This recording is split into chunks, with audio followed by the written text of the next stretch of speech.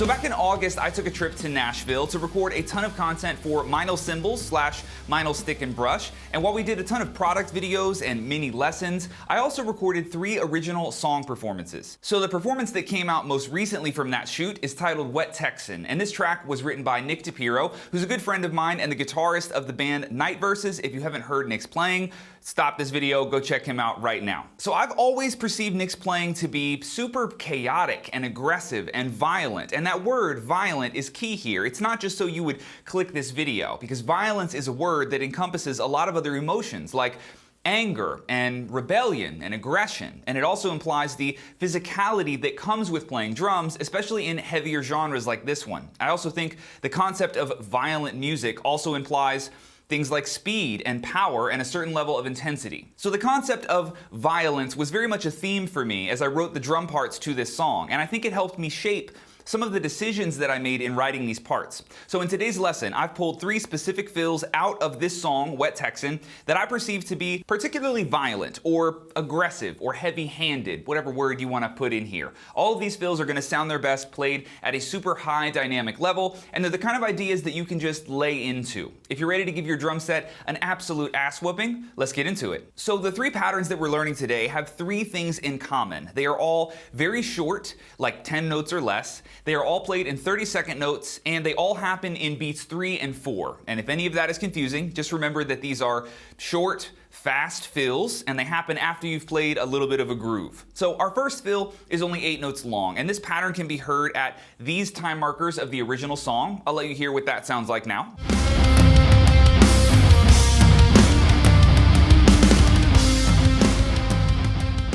So first, let's just tackle the 8-note pattern here, because it's one of the trickier ones that we're learning today, and then we'll worry about how we're phrasing this. So the easiest way to practice this is just going to be in 16th notes. So I'm going to lay out this pattern over 2 beats of music, 1 E and 2 E and The pattern itself is left kick, right left, kick, right, left, kick. And because this is only 8 notes long, we're just going to include the orchestration here as well. So the first left hand and then the following right, left are all going to the snare, and you can absolutely bash these notes, full rim shots, or as loud as you want to make them. Now the last 2 hands of the pattern are a right, left, and I like to move these over to the floor tom, but needless to say, you can toy around with that orchestration if you want.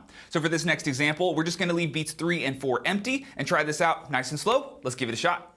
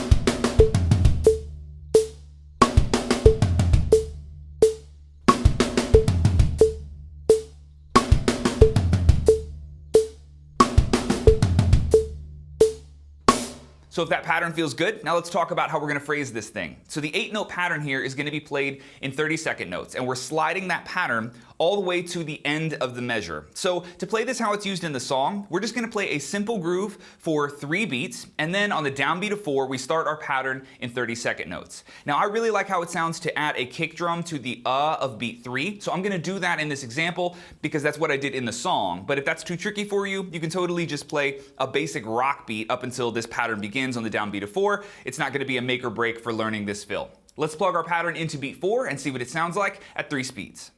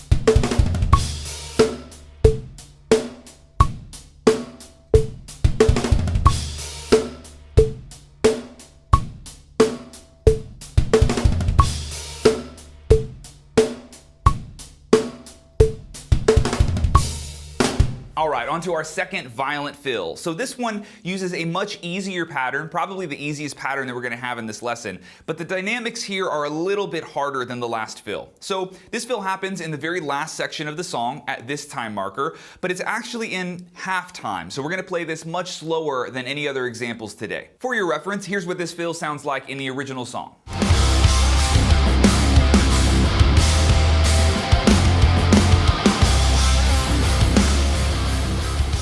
So obviously it's all kick and snare, and because this pattern is so easy, we're just going to dive right into this one. We're going to play a 16th note groove up until the of beat 3, where we have that kick drum, and yes, that is the same place we had a kick drum in the last example. This appears to be a habit of mine. Now after that kick drum, we're again playing an 8-note pattern in 30-second notes, which takes up all of beat 4. And really, it's just a 4-note pattern that we're playing 2 times in a row. That 4-note pattern would be flam, kick, kick, left, and then we repeat that, flam, kick, kick, left. Now, aside from reminding you to play this really, really loud, there's only one spot that I want to warn you about here, and it's that left hand ghost note. Remember that you're playing a ghost note with your left hand that's followed by an accented left hand inside of that flam. So it's worth slowing down to make sure that you get these dynamics right, because it does make a big impact on how this sounds. But beyond that, this is a pretty easy pattern to get down, and it's a nice little aggressive rock idea to keep in your back pocket. Also remember that because we're slowing down so much here, it's going to be a little easier to keep 16th notes on the hats during the groove instead of 8th notes the whole time. Just something to keep in mind. Let's give this one a shot at 3 speeds.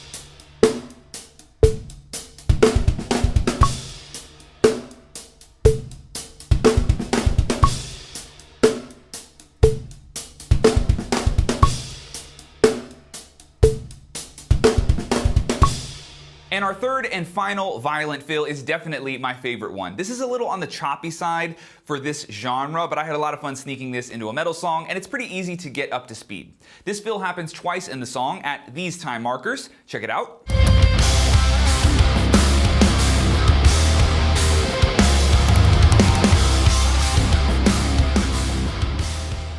Now this fill is actually 10 notes long, and technically it begins kind of where the other two fills did on that of beat 3. But this time we're taking that 16th note on the of beat 3 and playing it as two 32nd notes, which is what makes this a 10-note pattern. It's those two notes added right before the 8-note pattern that is in beat 4. So I think the easiest way to look at this fill in your mind is actually by splitting it right down the middle. So we would have a 5-note pattern of right, left, kick, kick. and then another 5-note pattern of right, left, kick, right, left. And as you speed this up, you might not hear it that way, but it's a good way to look at this pattern initially and just kind of understand what's happening in those 10 notes. Now this pattern is tricky, but what makes it even trickier is that it's hard to isolate this pattern because looping 10 notes is not very helpful. Ideally, I would treat this how we did in the first example. I would put the pattern into 16th notes for you and slow it down a little bit, but the fact that this is 10 notes long would make this even more confusing. So we're just gonna dive straight into this one, and I wish you the best of luck. Now the orchestration here, or where we're moving these notes, is actually pretty simple. The first 3 hands go to the floor tom, right, left, right, and you'll move only that left hand back to the snare drum for the next 2 left hands. So the right hand will stay on the floor tom the entire time for this fill. And in case you need the reminder, you can absolutely bash these notes, play them as loud as possible. Trust me, it sounds good that way. We'll try this out at 3 speeds, and of course, bonus points if you can draw blood. Let's do it.